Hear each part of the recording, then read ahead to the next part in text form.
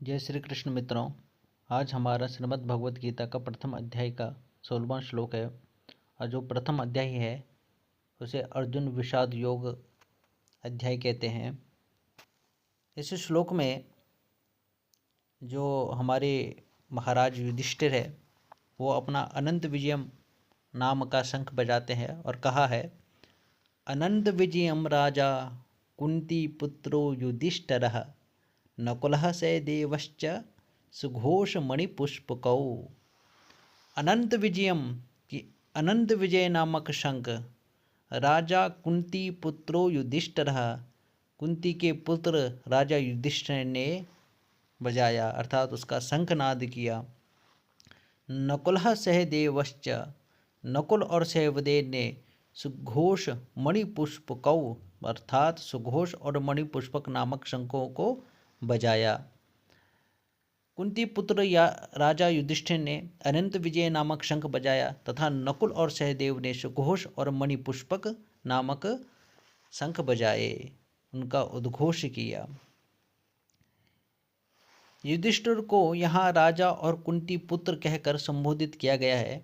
युधिष्ठिर के शंख का नाम अनंत विजय है, जिसका अर्थ है ऐसी विजय जिसका कभी अंत न हो। दार्शनिक पक्ष ये कहता है कि सत्य और धर्म की विजय हमेशा अनंत होती है।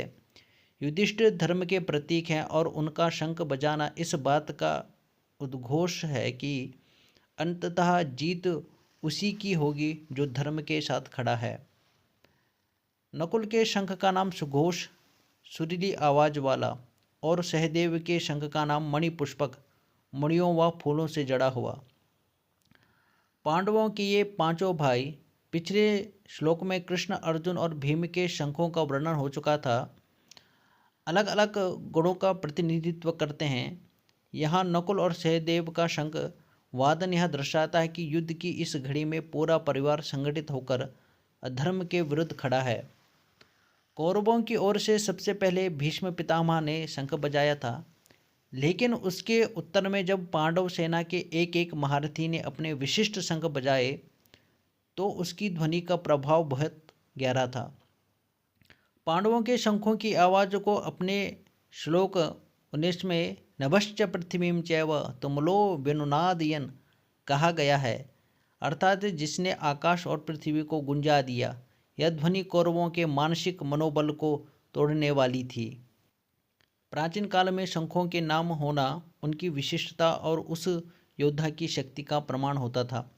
जिस प्रकार अर्जुन का देवदत्त और कृष्ण का पांचजन्य प्रसिद्ध हैं, वैसे ही युधिष्ठिर का अनंत विजय उनकी स्थिरता और न्यायप्रियता का प्रतीक है।